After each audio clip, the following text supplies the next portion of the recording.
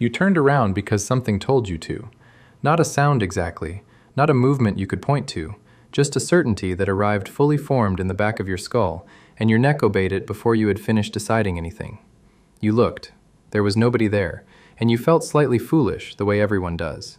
You should not, because what just happened inside you was not a glitch, and it was not your imagination getting away from you. It was one of the oldest and most carefully engineered systems in your body doing exactly what it was built to do. It just did it in an empty room. So why would a system that is wrong almost every time still be running? Start with the arithmetic, because this is where it stops feeling like superstition and starts feeling like engineering. In the year 2000, two psychologists at the University of Texas named Marty Hazelton and David Buss published a framework for exactly this kind of problem. They called it error management theory, and the idea underneath it is almost embarrassingly simple once you see it. When you are uncertain, you can be wrong in two directions. You can believe something is there when nothing is, or you can believe nothing is there when something is. Most people assume a well-designed mind should make both mistakes equally rarely, but that is only true if both mistakes cost the same. And out on the savannah, they did not cost the same. They did not even come close. Think about what each error actually buys you. You turn around, nothing is there, you feel briefly stupid. That is the entire price. A wasted second, a slightly raised heart rate, some mild embarrassment if anyone saw. Now the other one. You do not turn around and something was there. There is no second version of that mistake. You do not get to make it twice. So natural selection did not build you a system that is accurate. It built you a system that is skewed. It leans hard toward the cheap error and away from the expensive one, and it will accept being wrong 100 times in a row to avoid being wrong once in the way that matters. The psychiatrist Randolph Ness compared it to a smoke detector. A smoke alarm that goes off when you make toast is not broken. A smoke alarm calibrated to only ever fire during real fires would kill you eventually, because the cost of the two failures is not symmetrical. You are carrying a smoke detector for other minds. And that comparison leads somewhere stranger, because it raises the question of what exactly the alarm is listening for. In 1993, an anthropologist named Stuart Guthrie published a book called Faces in the Clouds.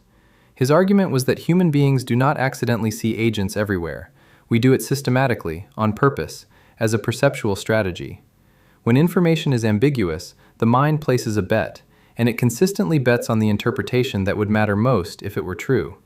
A shape in the dark could be a coat on a chair. It could also be a person. You will see the person first, every time. Guthrie's point was that this is not stupidity, it is triage. The cognitive scientist Justin Barrett later gave the underlying machinery a name that stuck. He called it a hyperactive agency detection device. In plain English, a part of your mind whose entire job is to scan the world and ask one question over and over. Is there somebody there? And crucially, it is set to answer yes on very thin evidence. A branch moves in a way wind does not usually move branches. A floorboard settles in a rhythm that resembles a footstep. A pattern in the dark has two dark points at roughly the spacing of eyes. None of that is proof. All of it trips the alarm. Have you ever noticed how fast it happens? Not the fear, the certainty. It arrives before the reasoning does, which is exactly what you would expect from a system that was built to save time. But there is one specific trigger this system cares about more than any other, and it is the reason this feeling has its particular flavor. Not the feeling of something being there, the feeling of being looked at. Look at another person's eyes and you will see something no other animal on the planet has. In the late 1990s, two researchers at Tokyo Medical and Dental University, Hiromi Kobayashi and Shiro Koshima, compared the eyes of humans against those of dozens of other primate species. What they found was that humans are the outlier. Our sclera, the part surrounding the iris, is bright white and fully exposed. In almost every other primate, it is dark, pigmented, and hidden. Think about what that means practically.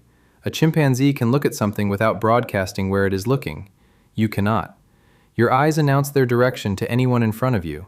That looks at first like a terrible design. You have given away information for free. A predator knows when you have spotted it. A rival knows what you are watching.